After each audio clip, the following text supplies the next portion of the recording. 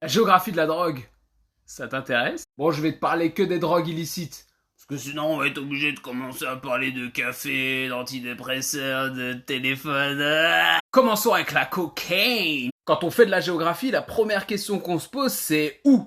Où est-ce qu'on en consomme? Où est-ce qu'on en produit? Et par où ça passe? La production de cocaïne, c'est vrai que le premier producteur mondial, c'est la Colombia, suivi de pas très loin par la Bolivie, ainsi que le Pérou.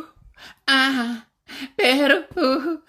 Cette production de cocaïne est contrôlée par ce qu'on appelle des narcotrafiquants, des espèces d'entités commerciales comme des grands groupes quoi, qui vont emprunter les routes de la mondialisation. Alors des routes parallèles, mais parfois ça peut être des routes officielles. Et donc rapidement on a deux routes commerciales qui vont s'organiser. Une première route qui va faire du sud vers le nord, puisque 97% de la cocaïne consommée aux États-Unis vient de la Colombie. Et une route qui va faire de l'ouest vers l'est, vers l'Europe, vers l'Afrique. Et quand je vous ai parlé de narcotrafiquants, on pense à des barons comme El Pablo Escobar, El Chapo, enfin tous ces gars-là sur lesquels on a fait des séries qui rapportent beaucoup d'argent à Netflix. Et en fait, tous ces trafiquants vont se mener des guerres sans merci entre les points de production et les points de distribution pour gérer qui contrôle qui, à quel tarif, etc. Et c'est d'ailleurs pour ça que l'un des nœuds de ces trafics de cocaïne, c'est l'Amérique centrale et la Caraïbe, concentre les pays au plus fort taux d'homicide. Donc Jamaïque, Honduras, Mexique, Suriname, etc. Et à l'échelle de la France, Guadeloupe, Martinique, Guyane, plus fort taux d'homicide. Toutes ces mères qui pleurent dans la Caraïbe, en Amérique centrale, c'est pour la bonne cause, Festival de Cannes, Pierre Palmade, il faut les satisfaire tous ces riches. En effet, les pays les plus gros consommateurs de cocaïne, c'est les pays les plus riches, ça va être principalement les États-Unis, la France, la Grande-Bretagne, l'Espagne, le Danemark, etc. Passons à la marijuana.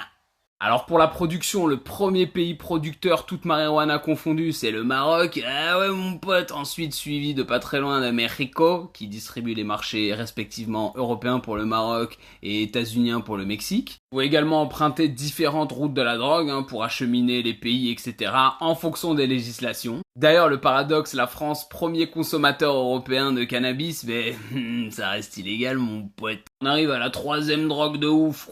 L'opium, mon pote, avec tous ses dérivés opioïdes. Premier pays producteur, l'Afghanistan, mon pote, et ce depuis très très longtemps. Du coup que les bails de guerre en Afghanistan, de talibans, de guerre américaine. Deuxième région productrice, c'est ce qu'on appelle le triangle d'or en Asie, c'est à comprendre la Birmanie, le Laos, le Vietnam et la Thaïlande.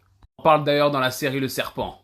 D'ailleurs, à partir de l'opium que se sont développées toute une génération de drogues de synthèse qu'on a appelées des opioïdes, qui viennent pas forcément de l'opium, mais qui ont un peu les mêmes effets. On pense direct aux drogues modifiées façon méthamphétamine, Breaking Bad mon pote. Et pas que, il y a plein d'autres drogues, genre crystal meth ou plein de genres de délires comme ça. Du coup, ces drogues de synthèse, d'ailleurs, elles ne concernent plus du tout que les pays riches. On en retrouve dans beaucoup de pays en développement, voire des pays pauvres. On va en retrouver en Asie du Sud, Philippines, Thaïlande, mais aussi en Afrique de l'Est, Afrique de l'Ouest. Les 10 dernières années, il y a eu un boom de ces drogues de synthèse. Vu que le monde part de plus en plus en couille, après ces drogues de synthèse, il y en a qui ont voulu aller encore plus loin.